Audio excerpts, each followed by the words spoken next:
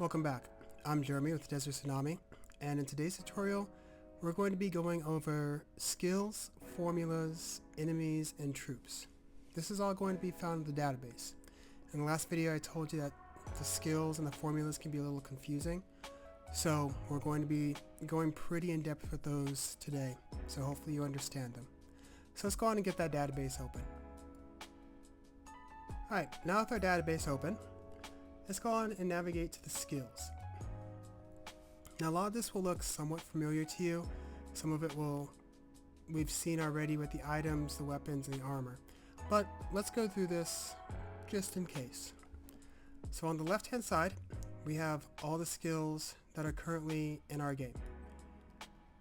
The engine's going to load you up with quite a few stock skills, and that's absolutely fine. Most of these will work just fine for you.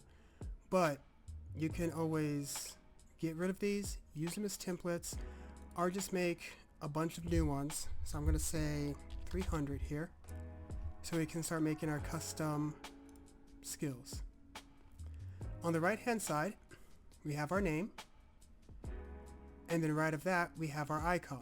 So if we double click on the icon, just like with the items, weapons, and armor, we can come in here and we can choose the appropriate icon. I'm going to go and cancel that. The description is going to tell you exactly what that skill does. Coming right below there, we have what type of skill it is. If it's set to none, that typically means that any character in the game will be able to use it. It's accessible to players and NPCs. When we click on skill type, right now we currently have two, magic and special. The best way to think of these in the stock version is magic is going to use MP and special is going to use TP. Speaking of those, just to the right of the skill type, we have the MP cost and the TP cost. You'll simply put in the number that you want that skill to cost, whatever the resource is it's pulling from. Below here, we have the scope. Now we've already looked at scope before, so this should look very familiar to you. For the occasion, this one we've already looked at before, but you may want to be a little bit more deliberate with it this time. Maybe your game has got some skills that they can use outside of battle. You want to keep it to always.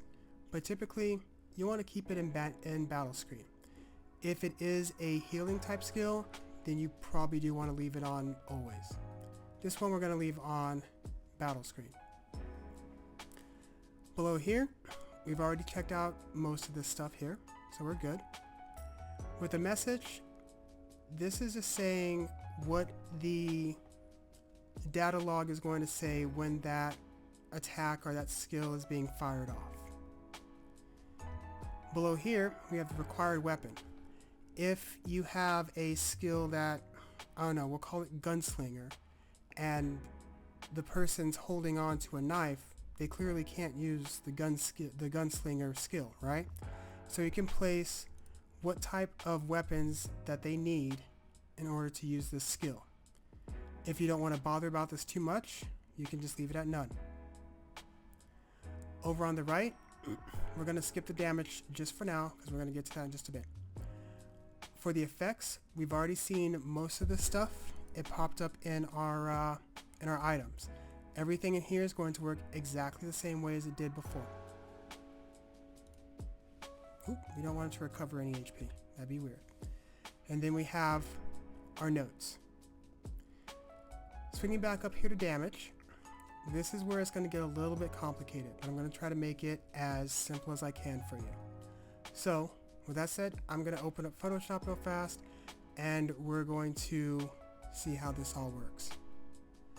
Alright, now that I've got Photoshop open, let's go on and start breaking down these formulas. The first thing to know is the structures of these formulas. Typically, a formula is going to be set up like this. You've got your direct. Typically there's an operator that's going with that. You have your user, you have another operator, and then you have your target.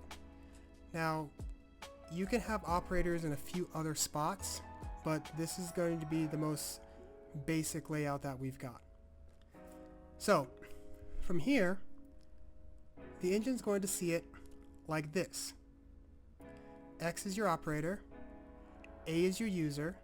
The operators are typically between A and B are always going to be subtraction or division.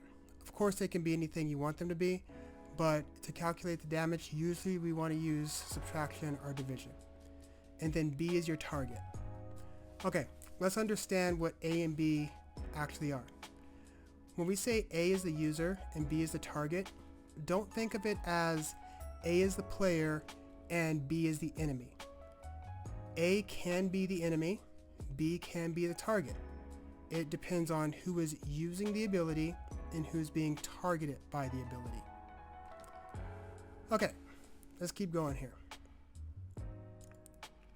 So, we'll have something that then looks like this.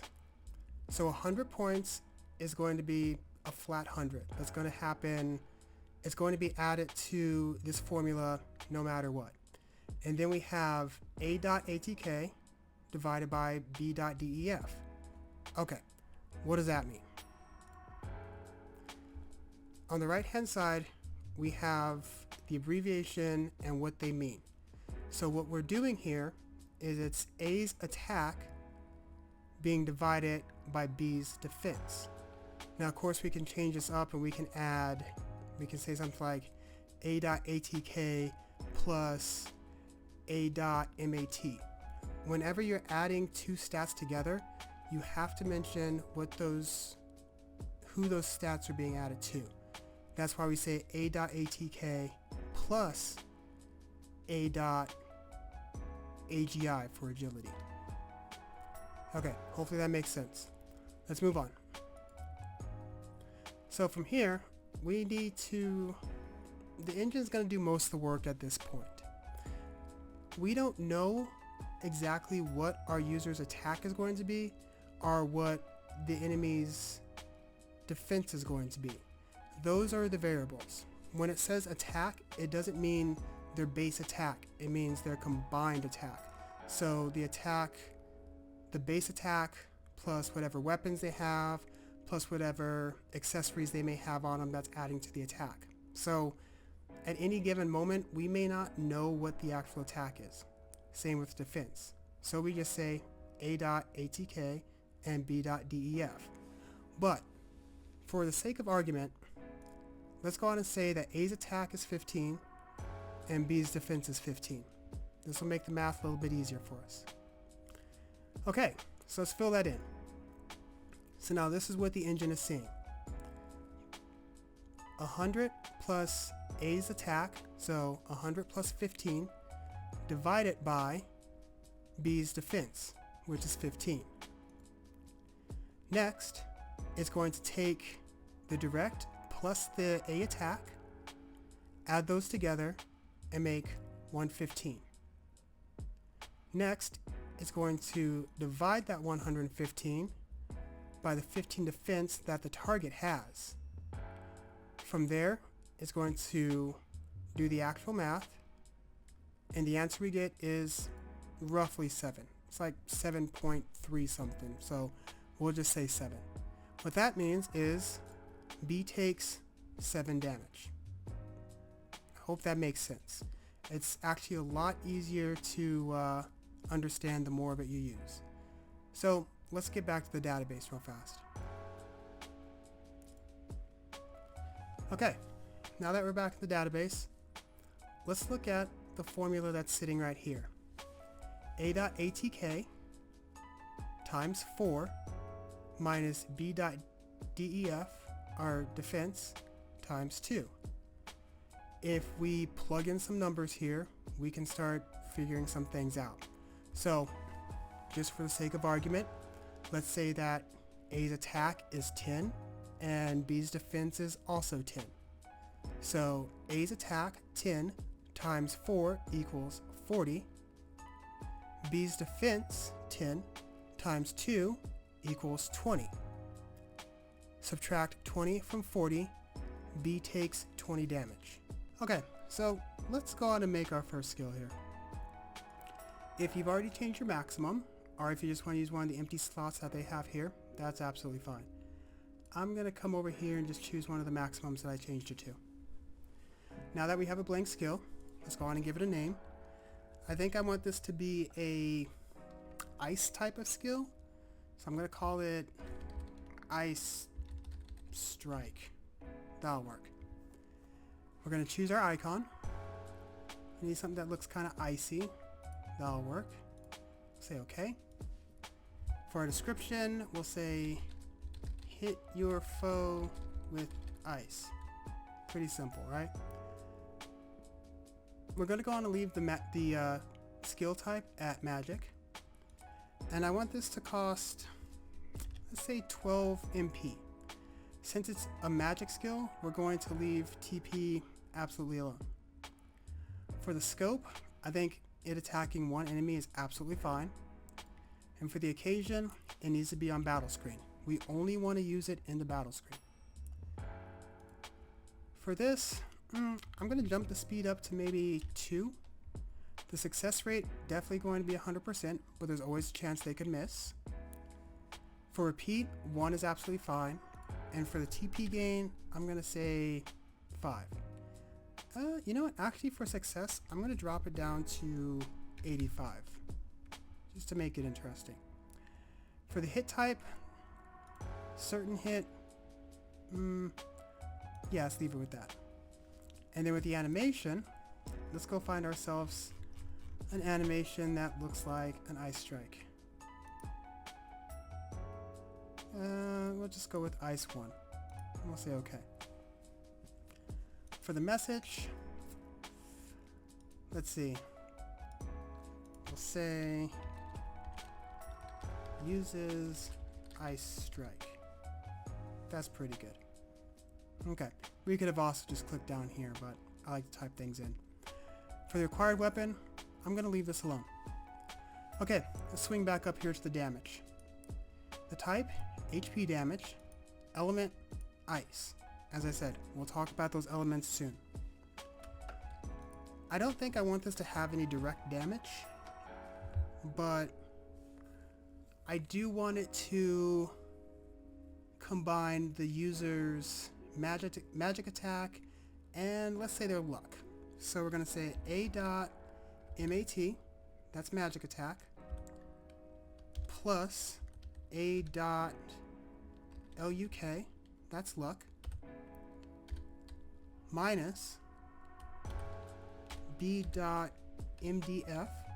that's the magic defense, and we're going to leave it like that. Relatively simple, but we're going to leave it like that. So what this is doing is it's taking the magic attack and the luck, adding those together, and then subtracting the enemy's magic defense from that to figure out how much damage they take. Do you want this to be a critical hit? Sure. Why not? And the variance, I'm only going to put it like 5. For the effects, we're going to leave this alone. Now, we're just going to hit apply, and we have our first skill. From here, we should go on and move over to the enemies. Alright, now that we're over here at the enemies, a lot of this should look fairly familiar to you, or I'll just start speaking to you and you'll know what it means. Over here on the left, we have a list of enemies that are currently in our game. Of course, we can change the max. I'm going to change it to 11 here. On the right hand side, we have the enemy's name. So I'll call this Mimic. Pretty sure there's a Mimic graphic in here. And right below there, we have our image. So we'll double click on the image, and we'll find ourselves some type of enemy. I said Mimic. Look, a Mimic. Perfect. And here, we actually have the hue. So we can go on and change the color of these enemies. This will save you quite a bit of time, or at least memory and resources when it comes to your game. Instead of having to make a brand new graphic with a slightly different color variation, we can just change it here. It's essentially a palette swap, and it's an age-old tradition in video games. We still do it today, even in the HD 3D era. So let's go on and say OK. And then from the right of here, we need to lay out his stats. So this Mimic, I'm going to give him 500 max HP. and you'll have 120 MP. For his attack, I don't think mimics are particularly strong, so I'm going to say 12. But for the defense, we're going to say 18. For the magic attack, let's give him a little bit more magic attack. So we'll say 13. And for the magic defense, we'll keep it at 10.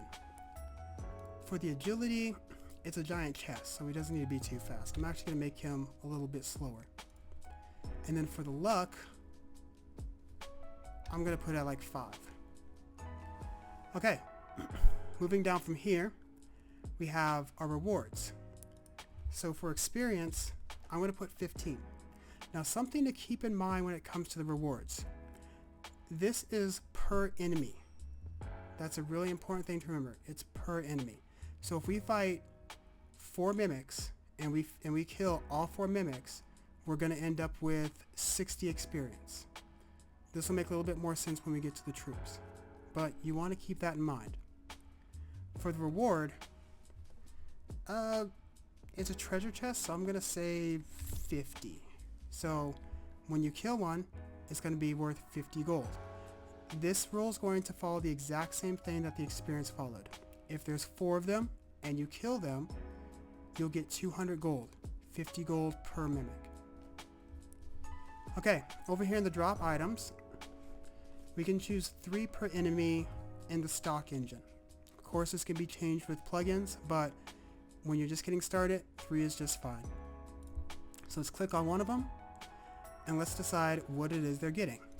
We're just going to say item, and we're going to leave it at potion. Down here for probability, we've got more math.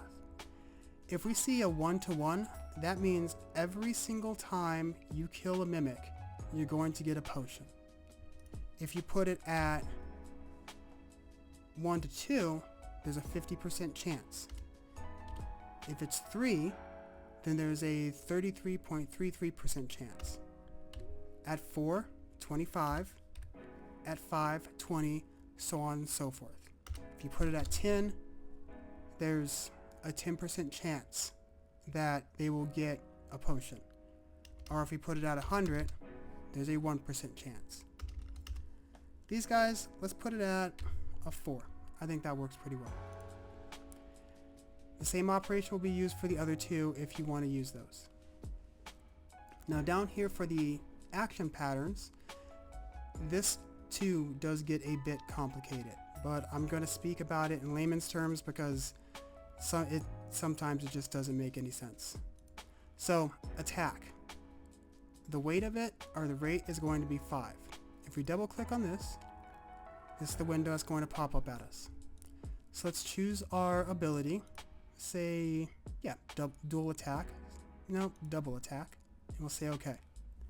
For the rating, maybe I don't want him to use it as often, so I'm going to put it at a 3. Essentially, the higher the number, the more often that enemy is going to use that attack. That's really the best way to think about it. Down here for conditions, if we want to say, let's say when he is feeling threatened, and he is between 0 and 20%, as long as these conditions are being met, he's going to always use this ability. So we'll just say okay with this. Okay, all done with that. Now up here in the traits, we've seen the traits. There's not going to be anything different here. But what we do now need to pay attention to is this elemental rate. Let's make this guy weak to fire. Or ice, sorry. So let's select ice. And down here is how we're going to decide how weak or strong he is against ice. If it's set at 100, that means there's no modifiers, doesn't make a difference to him, it's all the same. But say we put it at 85%. Since it's below 100 and it's at 85%, it means he's only going to take 85% of the damage that ability typically would have given. So he's got a 15% resistance. However, if we put it at 150, that means he's going to take 50% more damage than what that ability typically would have dealt. So he's got a weakness to ice. So above 100, weakness, below 100, resistance. Let's go on and say okay. And that's pretty much it with the enemies.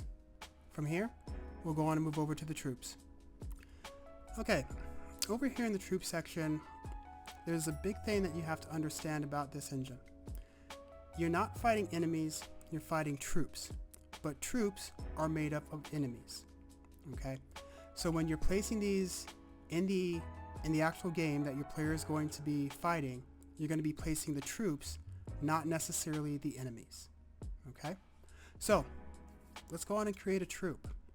Let's change our maximum. Change that to 11 again. Oops, not 110. Wow. Okay, there we go. Let's choose 7. I'm choosing 7 because typically I've got a kill spot here, right? So let's go on and just put that kill spot. Or that separator. Okay, now that we have 7 selected, we need to name our troops. I'm going to call this Mimic times 2. So I know I need to put 2 mimics in here. If you want to auto name it, you can auto name it after you've put the enemies in. If we need to change the battle back, we can change it over here. So yeah, that makes no sense. So let's go on and do that. And then we have battle test. Let's not worry about the battle test just yet. We'll look at that momentarily. In the middle here, we have the screen, and this is where we're going to be placing our enemies. Then we have what we want to do with them, and then we have our enemies. So let's go on and select our Mimic. With our Mimic selected, we're going to hit Add. After we hit Add, we can select our Mimic, and we can move him around the screen.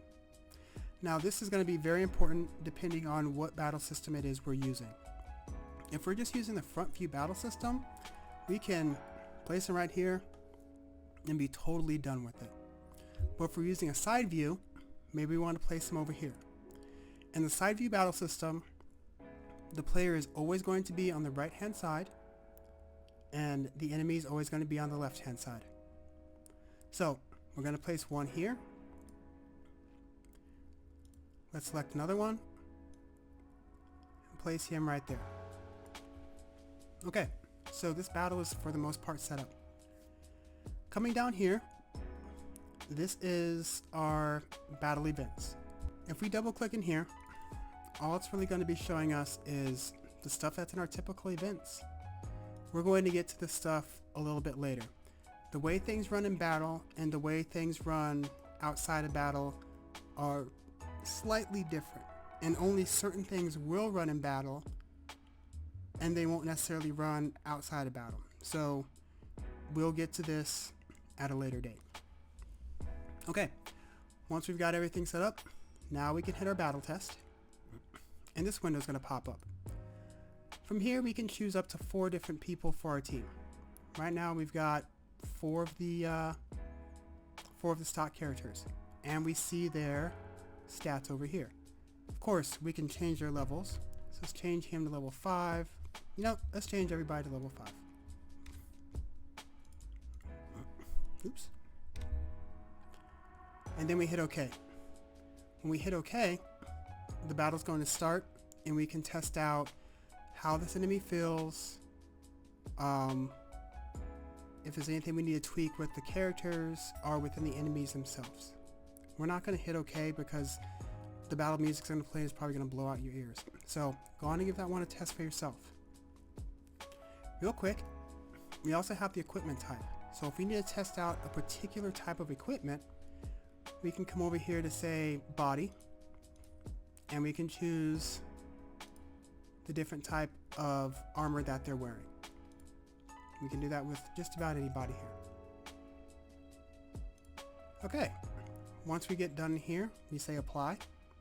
That locks everything in, and then we just kind of say okay.